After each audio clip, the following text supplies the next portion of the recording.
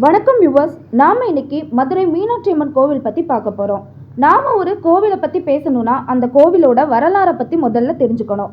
எப்ப இந்த கோவிலோட முதல்ல கட்டுனாங்க அப்படின்னு தெரிஞ்சாலே அந்த கோவிலை பத்தின எல்லாத்தையும் ஓரளவுக்கு நம்மளால சொல்ல முடியும். ஆனா இந்த கோவிலை யாரு முதல்ல கட்டுனாங்கன்னு இன்னைக்கு வரைக்கும் யாருக்குமே தெரியாது. இந்த ஒரு கோவில் பல காலமாகவே இங்க இருந்துட்டு இருக்கு. ஆதி காலத்துல இருந்து இங்க சாமி கும்பிட்டுட்டு இருக்காங்க. இந்த கோவிலை பற்றி ஓலைச்சுவடிகளிலும் எழுதப்பட்டிருக்கு, பல்வேறு புத்தகங்களிலும் சொல்லப்பட்டிருக்கு.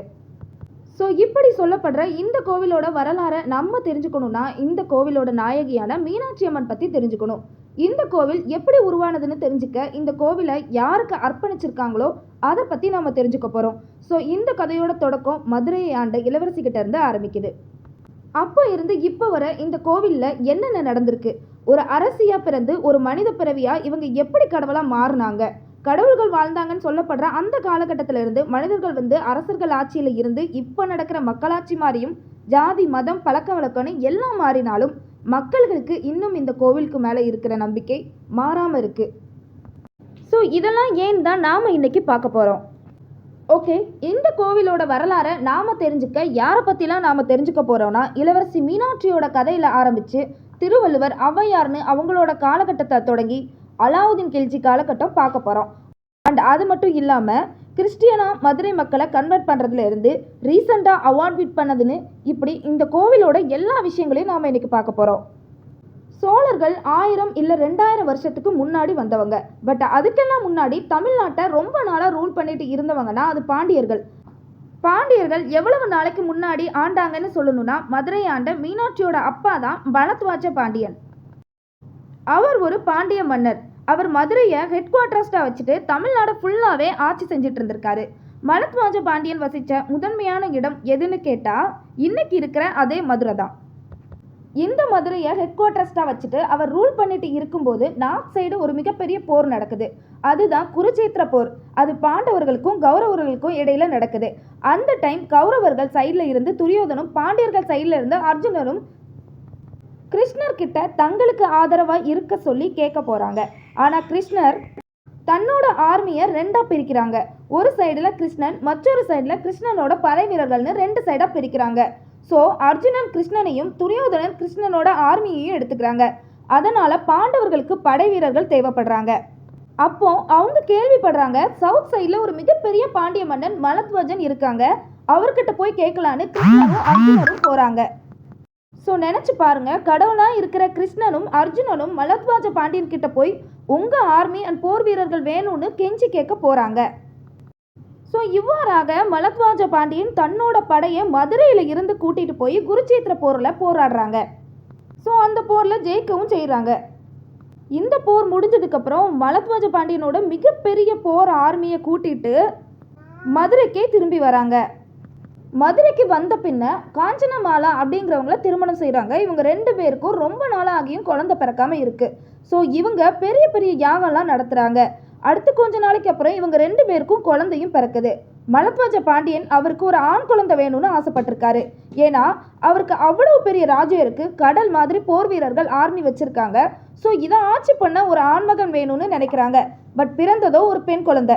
இருந்தாலும் பரத்வாஜ பாண்டியன் மீனாட்சியை ஒரு பையனுக்கு அரசால என்னெல்லாம் சொல்லி கொடுத்து வளர்ப்பாங்களோ அதே மாதிரி மீனாட்சிக்கும் சொல்லி கொடுத்து வளர்க்குறாங்க. பரத்வாஜ பாண்டியனும் எப்பேற்பட்ட போருக்கு போனாலும் மீனாட்சியையும் கூட்டிகிட்டே போகிறாரு. சகல வித்தைகளையும் கற்றுக் கொடுத்து வளர்க்குறாங்க. மீனாட்சியும் போரை பார்த்து தான் வளர்றாங்க. ஸோ மீனாட்சியோட ஆசையும் மொத்த இந்தியாவையும் கட்டி ஆளணும் தான், கண்ணுக்கு தெரிகிற எல்லா இடத்தையும் தன்னோட ஆட்சிக்கு கீழே கொண்டு வரணும் தான் அவங்களும் போர் பண்ணிட்டு இருக்காங்க. மதுரை மக்களுக்கு ரொம்ப நல்லது பண்ணுறாங்க. மக்களும் ஸ்டார்டிங்கில் ஒரு பொண்ணு நம்மளை ஆளணுமான்னு யோசிக்கிறாங்க. பட் மீனாட்சியோட ஒரு ப்ராப்பராக இருக்கிற ஆட்சியை பார்த்து மெய் சிலிர்த்து போகிறாங்க. மீனாட்சியும் அரசி ஆனதுக்கப்புறம் போருக்கு மேலே போர் புரிஞ்சு கண்ணுக்கு எற்ற எல்லா திசையில் இருக்கிற இடத்துலையும் போராடி போர் புரிஞ்சு வெற்றியும் பெறுறாங்க. அவங்க ஒரு கம்பீரமான அரசியாக இருந்திருக்காங்க. அவங்க போர் புரிஞ்சு வராங்க அப்படின்னு தெரிஞ்சாலே எல்லா அரசருமே அந்த நாட்டுக்கு கீழே தானாகவே சரணடைகிறாங்க. அவ்வளவு தைரியமான ஒரு பெண்ணாக இருந்திருக்காங்க. அவங்கள ஒரு கடவுளாகவே பாவிச்சிருக்காங்க. ஸோ கடவுள் போர் புரிஞ்சு வராங்கன்னு தெரிஞ்ச உடனே எல்லா நாட்டு அரசர்களும் தானாகவே வந்திருக்காங்க. ஸோ இப்படி இருக்கும்போது தான் கைலாயம் அப்படின்னு சொல்கிற இடத்த மீனாட்சி பார்க்குறாங்க. அந்த இடத்தையும் போர் புரிஞ்சு தன்னோட ஆட்சிக்கு கீழே கொண்டு வரணும் அப்படின்னு சொல்லி போகிறாங்க. ஸோ இமயமலையில் இருக்கிற அந்த கைலாயம் அதை ஆட்சி பண்ணுறது வந்து சிவபெருமான். ஸோ சிவனுக்கும் மீனாட்சிக்கும் அந்த டைம் ஒரு பெரிய போரே நடக்குது. இது பல நாளாக போய்கிட்டே இருக்குது. போரில் வந்து யார் ஜெயிக்கிறா யார் தோக்குறானே தெரியாத அளவுக்கு போய்கிட்டே இருக்குது. இந்த போர் பல நாளாக போய்கிட்டே இருக்கிறதுனால பேச்சுவார்த்தை நடத்தணும் அப்படிங்கிற முடிவு எடுக்கிறாங்க. இதே நேரத்தில் மீனாட்சிக்கு சிவனையும் சிவனுக்கு மீனாட்சியும் பிடிக்க ஆரம்பிக்குது.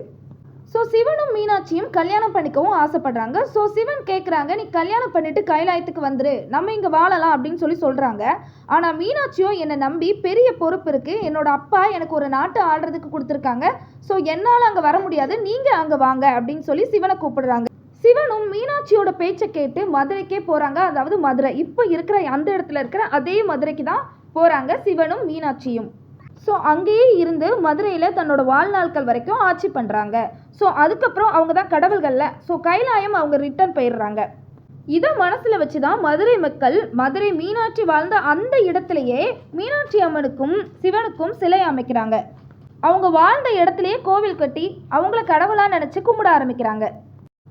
ஜீசஸ் பிறக்கிறதுக்கு 300 வருஷம் முன்னாடியும் குருசேத்திரத்துக்கு முன்னாடியும் இந்த கோவில் இருந்ததுக்காக பல புராண கதைகளில் மென்ஷன் பண்ணியிருக்காங்க. திருவள்ளுவர் எழுதின திருக்குறளும் உலகத்துக்கு முதல்ல தெரியப்படுத்தின இடம்னா அது மதுரை மீனாட்சி அம்மன் கோவிலில் தான். அது மட்டும் இல்லாமல் மதுரையில் கண்ணகி எரிச்சாங்க அப்படின்னு சொல்லப்படுற கண்ணகியோட கதையில் கூட மதுரை மீனாட்சி அம்மன் கோவிலை பற்றி சொல்லப்பட்டிருக்கு. ஔவையார் எழுதின பாடல்களும் இங்கே ஈச்சப்பட்டிருக்கு. ஸோ இந்த காலகட்டத்துக்கு அப்புறம் அலாவுதீன் கில்ஜிக்கும் இந்த கோவிலுக்கும் என்ன சம்மந்தம்னு பார்க்கலாம். அவர் டெல்லியிலிருந்து வந்த ஒரு சுல்தான். தங்கம் வைரம் அப்படின்னு நிறைய கொட்டி கிடக்க இந்த கோயில்னு தெரிஞ்சு அந்த சொத்தை அபகரிக்கிறதுக்காக அலாவுதீன் கில்ஜி இங்கே வந்தார். கடவுள்கள் வாழ்ந்தாங்கன்னு சொல்லப்படுற அந்த காலகட்டத்திலிருந்து அரசர்களும் பலர் ஆட்சி செய்த காலகட்டத்திலையும் அந்த கோவிலை ரொம்பவே பராமரிச்சுட்டு வந்திருக்காங்க. அந்த கோயில்களுக்குன்னு பல தங்க வைரங்களை வந்து டொனேட் பண்ணிகிட்டே இருந்திருக்காங்க. ஸோ மதுரை மீனாட்சி அம்மன் கோயிலில் எல்லையற்ற செல்வம் கொட்டி கிடந்திருக்கு. இதை பார்த்து மாலிக் கபூரும் போர் புரிய வந்திருக்காங்க. அலாவுதீன் கில்ஜியோட ஜெனரல் தான் மாலிக் கபூர். ஸோ இவங்களோட குறிக்கோள் என்னன்னா, இப்போ மதுரையை ஆட்சி பண்ணணும் அப்படிங்கிறது அவங்களோட குறிக்கோள் கிடையாது. அங்கே இருக்கிற செல்வங்களை மட்டும் கொள்ளையடித்து விட்டு அந்த இடத்துல இருந்து போயிடுறாங்க. ஸோ அவங்களாலையும் மதுரை மீனாட்சி அம்மன் கோயில் வந்து கொஞ்சம் டேமேஜ் ஆகுது. ஆனால் அவங்க சிலை உள்ள ஸ்ட்ரக்சர் இதெல்லாம் அவங்க வந்து ஒன்றும் பண்ணலை. இப்படிப்பட்ட படையெடுப்புக்கு அப்புறம் மதுரையை ரூல் பண்ண ஒரு மன்னர் தான் திருமலை நாயக்கர். இப்போ நம்ம பார்க்குற மதுரை கோவிலை கட்டின ஒரு மன்னர். திருமலை நாயக்கருக்கு அப்புறம் முகமது யூசுப் கான் அப்படிங்கிறவங்க வராங்க. நவாப் மன்னனோட உதவியோட மதுரை கோவிலை வந்து மசூதியாக கட்டணும் அப்படின்னு மாற்றணும் அப்படின்னு சொல்லி நினைக்கிறாங்க. ஆனால் இந்த யோசனை நடந்துட்டு இருக்கும் போச்சுலே முகமது யூசுப் கானோட மனம் மாறிடுது. எல்லாத்தையும் விட முக்கியம் மக்களோட நம்பிக்கை தான். மக்களோட நம்பிக்கையை அழிச்சு இந்த கோவிலை நம்ம மாற்ற வேண்டாம் அப்படின்னு சொல்லி விட்டுட்டு போயிடுறாங்க. அதுக்கப்புறம் தான் பிரிட்டிஷ் ரூல் பண்ணுறாங்க. அப்போ பிரிட்டிஷ்லேருந்து மிஷினரிஸ் வந்து நிறைய வராங்க. கிறிஸ்டியனாக வந்து கன்வெர்ட் பண்ண நினைக்கிறாங்க. மதுரையில் ஏற்பட்ட பஞ்சம் காரணமாக மக்கள் சாப்பாட்டுக்கே ரொம்ப கஷ்டப்படுறாங்க. ஸோ சாப்பாடு நீங்கள் மதம் மாறினா உங்களுக்கு கொடுக்குறோன்னு சொல்லி கூட கன்வெர்ட் பண்ணி பார்க்குறாங்க. அப்படியுமே மக்களோட மனதிலிருந்து மதுரை மீனாட்சி அம்மனை அழிக்க முடியல. அந்த அளவுக்கு அவங்களோட நம்பிக்கை இருந்திருக்கு. ஸோ அதுக்கப்புறம் அவங்களோட அந்த எண்ணமும் கைவிடுறாங்க. மக்கள் மனசில் மதுரை மீனாட்சி அம்மன் கோவிலும் மதுரை மீனாட்சியும் நிறைஞ்சு போய் இருக்கிறாங்க. பஞ்சம் அப்படின்னு நிறைய நாட்கள் போனதுனாலும் மாறி மாறி வந்ததுனாலும் கோவில் கொஞ்சம் பாலடைஞ்சு போனது மாதிரி மாறிடுது. 1960 மறுபடி வந்து இதை ரெனோவேஷன் பண்ணுறாங்க. மீனாட்சி ஆட்சி பண்ண காலகட்டத்திலிருந்து இப்போ வரைக்கும் மீனாட்சி அம்மன் கைலாயம் போனதுக்கப்புறம் அவங்களுக்கு திருமணம் நடந்த அந்த நாள்லேருந்து அதே நாளில் திருக்கல்யாணம் வந்து வருஷம் இங்கே நடந்துட்டுருக்கு.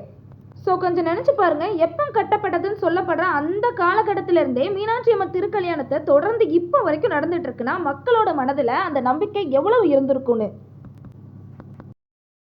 ஸோ இந்த வீடியோ உங்களுக்கு பிடிச்சிருந்துச்சுன்னா மறக்காமல் சப்ஸ்கிரைப் பண்ணுங்கள், லைக் பண்ணுங்கள். இதே மாதிரி நம்ம நிறைய வீடியோஸ் பார்க்கலாம்.